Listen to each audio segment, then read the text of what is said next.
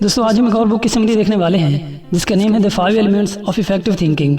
ये book discuss करती है कि कैसे हम अपनी थिंकिंग को राइट डायरेक्शन दे सकते हैं और उन्हें कैसे बेटर बना सकते हैं। और एंड पे हम डिस्कस करेंगे 6 effective habits for better thinking. So let's get started.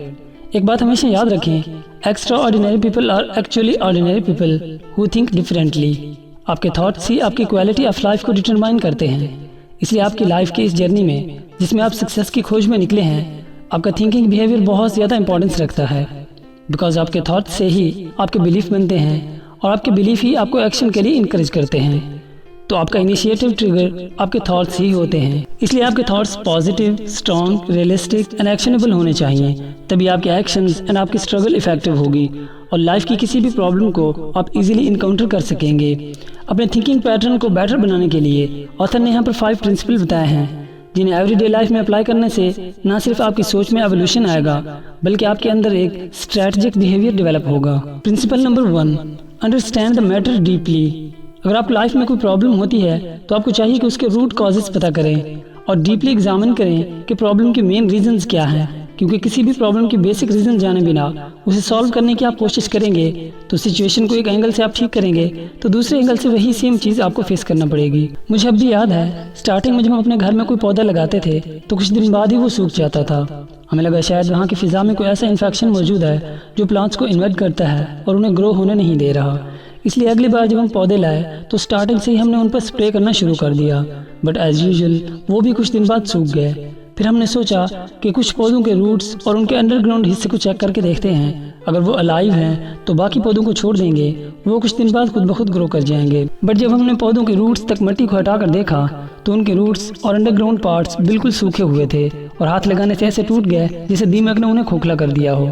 और एक नहीं, सारे पौधों का यही हाल था। तब हमें उसके रूट कॉज का पता चला कि वहाँ की मिट्टी ही कल राशि थी। इसमें वो ज़रूरी न्यूट्रिएंट्स मौजूद नहीं थे जो प्लांट्स को इनिशियली ग्रो करने में हेल्प करते हैं।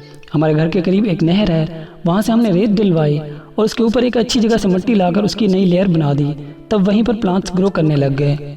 तो इस प्रॉब्लम की रूट कॉज का अगर हमें पता ना चलता तो शायद हम उसे सॉल्व ना कर पाते। और यही फैक्ट आप अपने प्रैक्टिकल लाइफ में अप्लाई कर सकते हैं। सेम इसी तरह अगर आप कोई स्ट्रेटजी बना रहे हैं, कोई बिजनेस प्लान बना रहे हैं या कोई भी प्रोजेक्ट अरेंज कर रहे हैं तो उसको भी बेसिक एंड कोर कंपोनेंट्स पर नज़र रखें ताकि अपने काम में आपको सारे प्लस माइनस पता हों और आपके रास्ते में आने वाली एक्सपेक्टेड रुकावटों का पहले से ही आपके पास सोल्यूशन मौजूद हो। Principle number 2, make mistake. अक्सर लोग अपने काम में मिस्टेक होने या फेलियर मिलने को अपने लिए बैड लक समझते हैं और बहुत सारे लोग अपने फेलियर मिलने पर होप लूज कर देते हैं, यानी उम्मीद छोड़ देते हैं और नाकामी को अपना मुकद्दर समझकर हार मान लेते हैं। लेकिन ऑथर कहते हैं making mistake leads to success. रुकावटें या फेलियर या कोई भी मिस्टेक जो आपके रास्ते में आती है वो दरअसल आपको राइट डायरेक्शन देने के लिए आती है।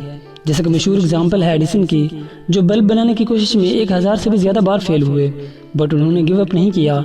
जब भी उनका एक्सपेरिमेंट फेल होता तो अपनी गलतियों का पता लगाते, उन्हें इम्प्रूव करते और फिर से उसे परफॉर्म करते। ऐसा करते करते वो सारी गलतियों को एक एक करके इम्प्रूव करते चले गए एंड फाइनली उनका एक्सपेरिमेंट सक्सीड हुआ और वो बल्ब बनाने में कामयाब हो गए।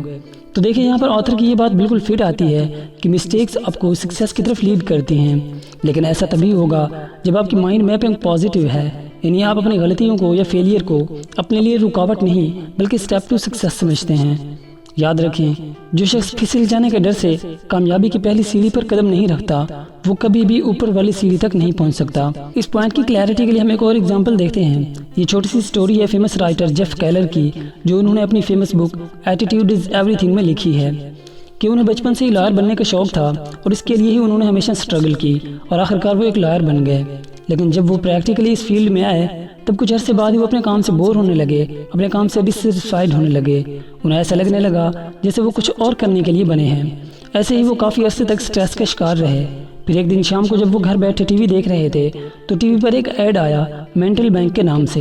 ये दरअसल एक मोटिवेशनल कोर्स था जिसमें ये बताया गया था कि कैसे हमारे थॉट्स हमारी क्वालिटी ऑफ लाइफ को इम्पैक्ट करते हैं और कैसे हम अपनी सोच से ही अपनी ज़िंदगी बदल सकते हैं। ऑथर कहते हैं कि मेरे माइंड ने फ़ौरन क्लिक किया कि यही वो चीज़ है जो मेरी मदद कर सकती है। उन्होंने फ़ौरन अपना क्रेडिट कार्ड निकाला और ये कोर्स ऑर्डर कर दिया।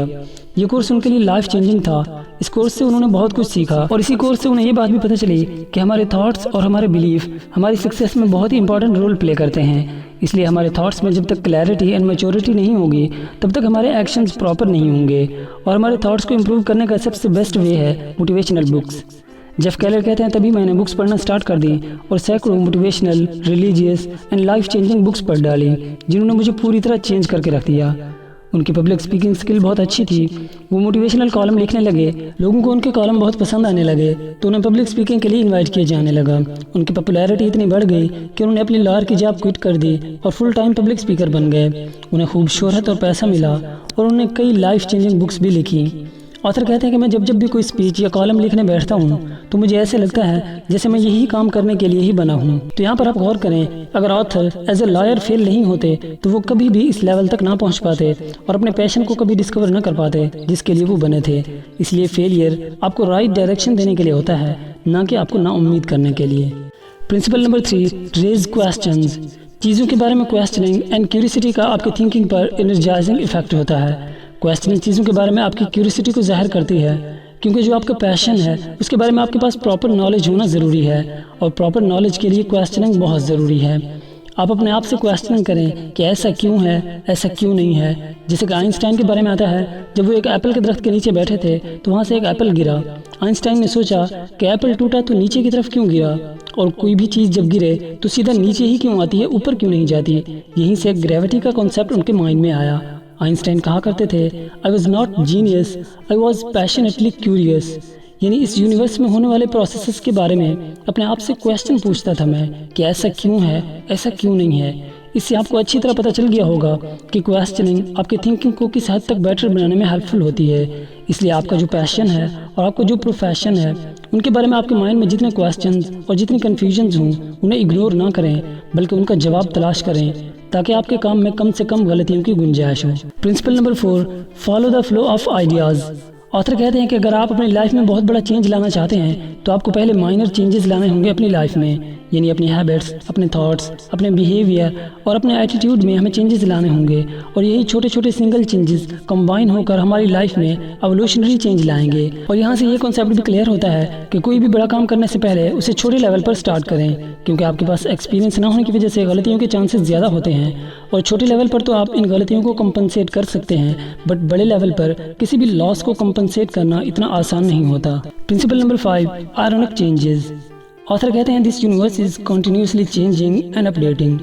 और एक इफेक्टिव थिंकर वही होता है जो इन चेंजेस एंड अपडेशन को एक्सेप्ट करके खुद को वक्त के साथ साथ बदलता जाता है। यानी उनकी सोच और उनके मिजाज में फ्लक्चुएशन होती है और वो वक्त के साथ साथ चलते हैं। वक्त के साथ जितनी भी चेंजेस आती हैं वो इस यूनिवर्स को तो ऑटोमेटिकली चेंज करती जाती हैं, लेकिन आपकी प्रैक्टिकल एंड पर्सनल लाइफ तब तक नहीं बदलेगी जब तक आप वक्त के साथ अपनी सोच को नहीं बदलेंगे, क्योंकि चेंजेस ही हमेशा एवोल्यूशन लाती हैं और चेंजेस ही न्यू आइडियाज़ को जन्म देते हैं।